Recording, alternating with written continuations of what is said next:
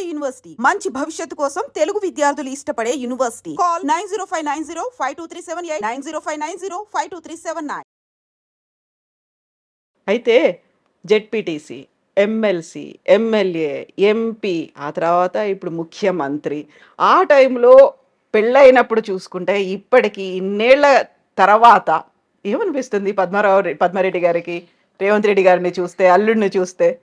సంతోషం అనిపిస్తుంది. అట్లే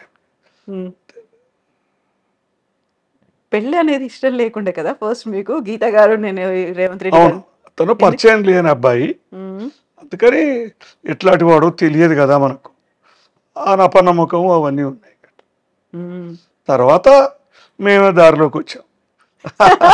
దారిలోకి తీసుకొచ్చిరారు గీత గారు. అంతే. ఎందుకని యాక్చువల్ గా మీరు అసలు ఒప్పుకోలేదు? అపనమ్మకమేనా లేకుంటే ఇంకేదైనా? తెలియదు అతని గురించి, అసలు ఏం తెలియదు. ఆయన గురించి తెలియదు కదా, బ్యాక్గ్రౌండ్ కానీ వాళ్ళ ఫ్యామిలీ కానీ. మా ప్రాంతమే కానీ మా ఊరికి చాలా దూరంగా ఉంటుంది.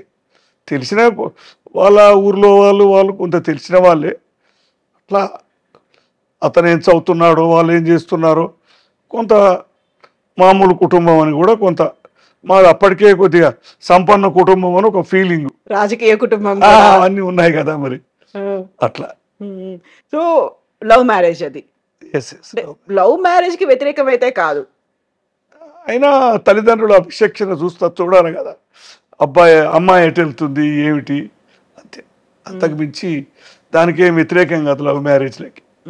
ఇప్పుడు గీత గారు ఢిల్లీలో వెళ్ళి చదువుకొని వచ్చిండ్రు, లేడీ శ్రీరామ్ కాలేజ్లో. అక్కడ బిఎస్సి చేసి అక్కడ వచ్చిన తర్వాత సంబంధాలు కూడా చాలా ఎక్కువ రేంజ్ లో ఉన్నటువంటి సంబంధాలే వచ్చి ఉంటాయి. పెళ్లి చూపులు కావచ్చు.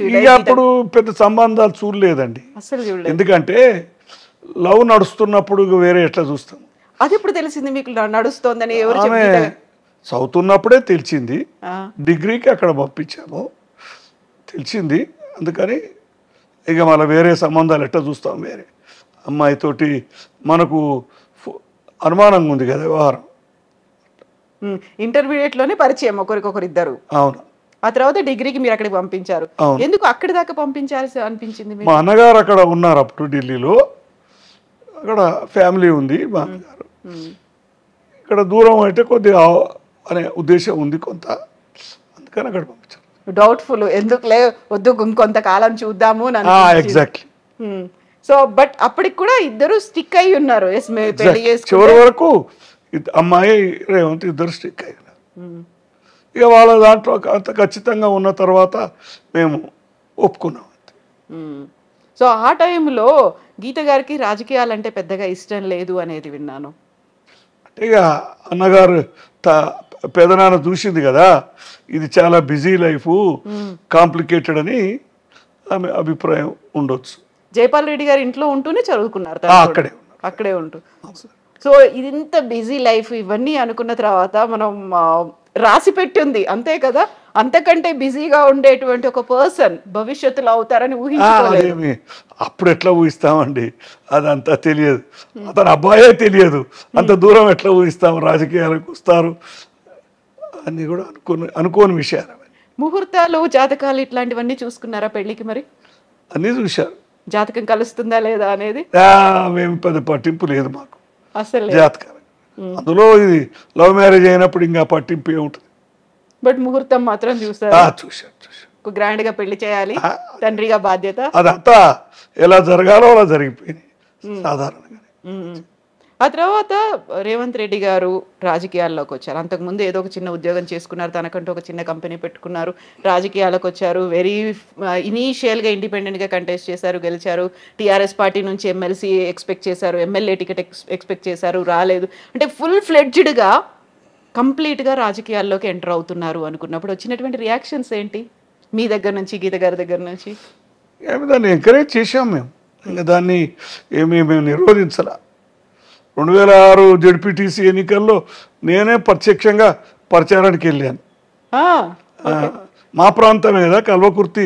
మా అన్నగారు మొదటి నుంచి ఎమ్మెల్యే 4 సార్లు గెలిచిన ప్రాంతమే కదా మండలం. అప్పుడు మిడ్జిల్ మండలంలో పోటీ చేశాడు రేవంత్, ఓపెన్ కేటగిరీ అది.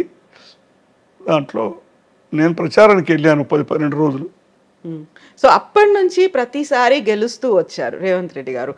వెరీ రీసెంట్గా కొడంగల్లో మాత్రమే అక్కడ ఎమ్మెల్యేగా ఓడిపోయి అక్కడ నుంచి వచ్చి ఇక్కడ ఎంపీగా గెలిచారు కదా, అదొక్కటే ఓటమి. మీరు ప్రతి క్యాంపెయినింగ్కి వెళ్ళేవాళ్ళ ప్రతిసారి కంటెస్ట్ చేసినప్పుడు? మిగతాది చూసేది కానీ 2007లో అయితే మనదేం పాత్ర లేదు, ఎమ్మెల్సీ కదా అది, పబ్లిక్ ఎలక్షన్ కాదు కదా.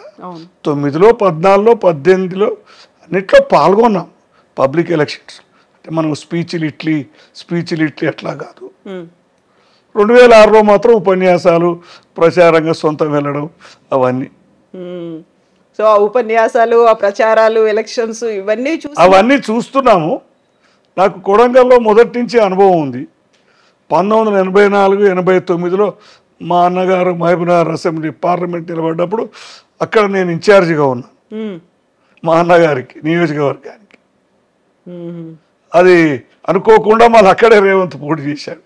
అంటే పూర్వ పరిచయాలు ఉన్నాయి 84 నుంచి. సో అది మెల్లిమెల్లిగా గ్రాడ్యువల్గా ఇక్కడ దాకా వచ్చిన తర్వాత ఒక్కసారి వెనక్కి తీసుకుంటే మీరు కానీ, గీత గారు కానీ, ఇంట్లో ఫ్యామిలీ మెంబర్స్ కానీ ఏం మాట్లాడుకుంటారు, ఏమనుకుంటారా? అసలు రాజకీయాలంటే ఇష్టం లేని గీత గారు కూడా ఆ సమస్య ఎప్పుడో మర్చిపోయారు, మునిగిపోయారు కదా, దాంట్లోనే మునిగి తేలారు కదా. ఇప్పుడు నైమిషా, గీత గారికి రేవంత్ రెడ్డి గారికి ఒకే ఒక కూతురు, తనకి నైమిషా అని పేరు పెట్టారు. ఎవరు పెట్టారా పేరు? ఏదో కొత్త పేరు కావాలని వెతికితే అది కనిపించింది, మేమందరం కూడా ఒప్పుకున్నాం. నైమిషారణ్యం బ్యాక్గ్రౌండ్ అయితే అది. మనకి రామాయణాలు, పురాణాల్లో మాత్రం నైమిషారణ్యం అనేది విన్నాము, చదువుకున్నాము. నైమిష అని బుక్స్లో దాంట్లో వెతికారు, వెతికితే ఆ విధంగా అది సెలెక్ట్ అయింది. ఇప్పుడు ఈ ఇంటికి పేరు కూడా నైమిషా అని పెట్టి ఉంది. మనవరాలతోటి ప్రేమతో పెట్టుకుంది, అది మీరే పెట్టుకున్నారు ఇది? అవునవును. నైమిషా బిల్డింగ్ అయితే కాదు కదా ఇది, నైమిషాది కాదు కదా, మాదే ఇది. కానీ మనవరాలు పేరు పెట్టుకుంటాం కదా మన అట్లా. సో తాత అని పిలిపించుకుంది నైమిషా నోట్ నుంచి, అంతేనా? ఆ అటాచ్మెంట్, ఆ బాండ్ అనేది. అయితే ఇప్పుడు ఒకే ఒక కూతురు అంటే మీకు ఒకే ఒక మనవరాలు, రేవంత్ రెడ్డి గారికి ఒకే ఒక కూతురు అనుకున్నప్పుడు మళ్ళీ ఫర్దర్గా ఎందుకు కంటిన్యూ చేయలేదు? ఒక మనవాడు ఉండాలి అడిగాం కానీ అది వాళ్ళ ఇష్టం కదా, మనం బలవంతం పెట్టలేము, వాళ్ళ తీర్మానం అది. నేను పద్మారెడ్డి గారి గురించి నేను సెర్చ్ చేసినప్పుడు సోషల్ మీడియాలో ఫొటోస్ ఏమైనా ఉంటే చాలా చాలా లిమిటెడ్గా ఉన్నాయి. అందులో కూడా మనవాళ్ళు మనవరాళ్లతో ఉన్నటువంటి ఫోటోలు మాత్రమే ఉన్నాయి. ఎందుకంటే నేను పబ్లిక్ లైఫ్లో లేను కదండి, జీవితంలో నేను ఎక్కువ లేను, అంత లైమ్ లైట్ కూడా నాకు ఇష్టం ఉండదు. రేవంత్ రెడ్డి గారితో ఫోటో లేదు ఎందుకు మరి మీది? ఆయనతో ప్రత్యేకంగా దిగలేదు, కుటుంబంతో దిగాను. కుటుంబంతో, కూతురు, మనవరాలు, మా మిస్సెస్తో ఇట్లా ఫోటోలు చాలా ఉన్నాయి. పెళ్ళిళ్ళు, ఫంక్షన్లు అప్పుడు ఫోటోలు ఉన్నాయి అంతే. ప్రత్యేకంగా ఆయనతోటి దిగాలి, ఆయన లేదు, నేను పోలేదు అంతే. సీఎం అయిన తర్వాత కూడా వెళ్ళలేదు. కంగ్రాచులేట్ చేయడానికి వెళ్ళానులేండి. వెళ్ళారా, ఆయన వచ్చారా? నేనే వెళ్ళా. అంటే కౌంటింగ్ నాడు అక్కడే ఉన్నాం, కౌంటింగ్ స్టార్ట్ అయితే అప్పుడు మొన్న 23లో అక్కడే ఉన్నాం, ఇంట్లోనే ఉన్నాం, ఎర్లీగా వెళ్ళి అక్కడే ఉన్నాం. సో అప్పుడు కాంగ్రెస్ పార్టీలో చేరారు ఆయన. యాక్చువల్గా టీఆర్ఎస్ నుంచి టీడీపీకి వెళ్ళారు, టీడీపీ నుంచి కాంగ్రెస్కి వచ్చారు, టీపీసీసీ చీఫ్ అయ్యారు. అందరికంటే ఎక్కువగా ఉన్నటువంటి గ్రూప్ రాజకీయాలు వీటన్నిటికంటే కూడా ప్రయారిటీ రేవంత్ రెడ్డి గారికి ఇచ్చారు. ఆయన టీపీసీసీ చీఫ్ చేశారు. ఒక బరువు బాధ్యతలు అప్పుడే ఎత్తుకున్నారు కదా.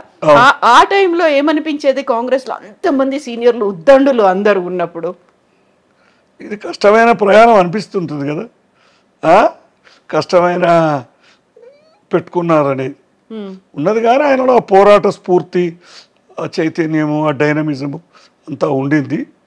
చివరికి అందరినీ కలుపుకొని పోయి చేసిన తీరు బాగుంది. ఆ తర్వాత టీపీసీసీ చీఫ్ కాస్త సీఎం క్యాండిడేటు, అది కూడా అనౌన్స్ చేయడానికి కొంచెం టైం తీసుకున్నారు. ఆల్మోస్ట్ ఒక 4-5 రోజులు పట్టింది అనౌన్స్ చేయడానికి. వెరీ ఫస్ట్ టైం ఆయన 2 రోజులు తీసుకున్నారు నాకు తెలిసి. అంటే కాంగ్రెస్లో సహజమే కదండి, ఇదేమి ఒక్కరి పార్టీ కాదు కదా. సీఎంగా అనౌన్స్ చేశారు. ఫస్ట్ వార్త ఎవరు చెప్పారు మీకు? టీవీలోనే వస్తుంది కదా. వీళ్ళు తీర్మానం పంపారన్నారు, లెజిస్లేచర్ పార్టీ అభిప్రాయం తీసుకొని పంపారన్నారు. రెండో నాడో ఏమో దాని కన్ఫర్మేషన్ వచ్చింది. వాళ్ళ డైరెక్ట్గా మళ్ళా మీటింగ్ కూడా పెట్టకుండా ప్రకటించేశారు కదా. నార్మల్గా ఏమవుతుందంటే వాళ్ళ ఒపీనియన్ తీసుకొని మళ్ళీ మీటింగ్ పెట్టి చేస్తారు. కానీ అలా లేకుండా డైరెక్ట్గా Revanth Reddy appointed legislature party leader అని అనౌన్స్ చేసేసారు. తెలంగాణ రాకుండా కొంచెం జాప్యం చేస్తుంది, ఆలస్యం చేస్తుంది, ఆలోచిస్తుంది అనుకున్నటువంటి కాంగ్రెస్ పార్టీలోనే చేరారు రేవంత్ రెడ్డి గారు. టీపీసీసీ చీఫ్ అయ్యారు, ఆ తర్వాత ముఖ్యమంత్రి కూడా కాంగ్రెస్ పార్టీ నుంచే అయ్యారు కదా. ఒక్కోసారి విధి విచిత్రమైంది, ఇలాంటి చాలా విచిత్రమైంది విధి. రాజకీయాలు అలా ఉంటాయండి. ఎక్కడ ఎప్పుడు ఏం జరుగుతుందో చెప్పలేము. రాజకీయాల్లో అన్ని సాధ్యమే అంటారు కదా, అసాధ్యం ఏమీ కాదు. చాలా విచిత్రమైన పరిణామాలు.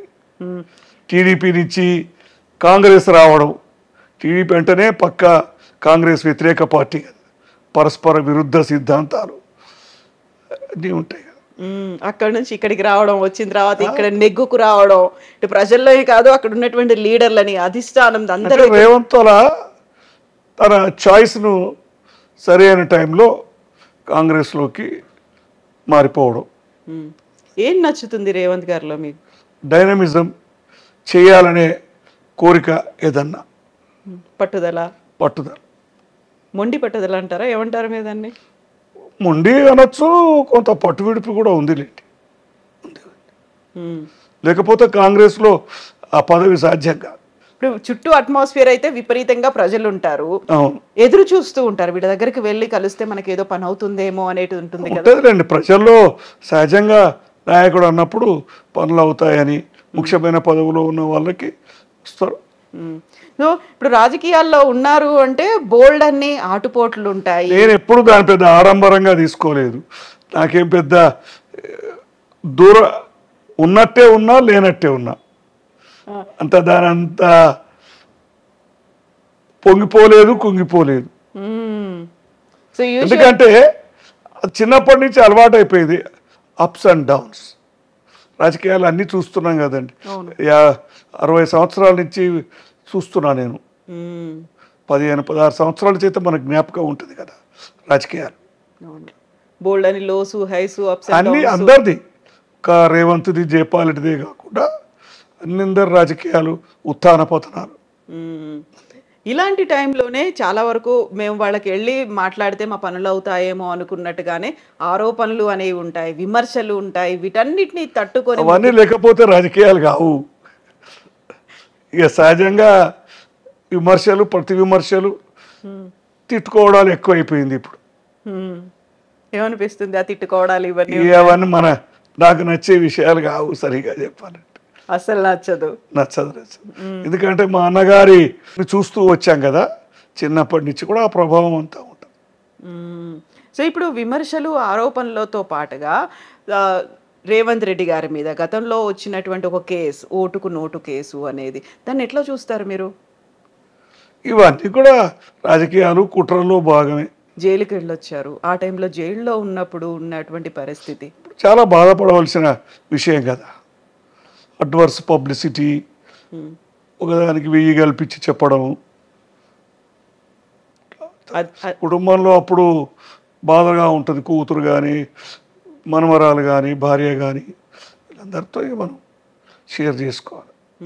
అదే టైంలో నైమిషా పెళ్ళి కూడా అదొక విచిత్రమైన జరగడం. అప్పటికే పెళ్ళి కుదరడము, ఆ 15 రోజుల ఎంగేజ్మెంట్ ముందే ఈ కేసు జరగడం.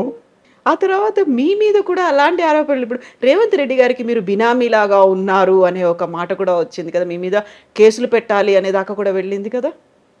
కేసులేం పెట్టలేదు. ఇన్కమ్ ట్యాక్స్ రైడు ఆయన కేంద్రంగా నా మీద కూడా వచ్చారు, నా దగ్గరికి కూడా వచ్చారు.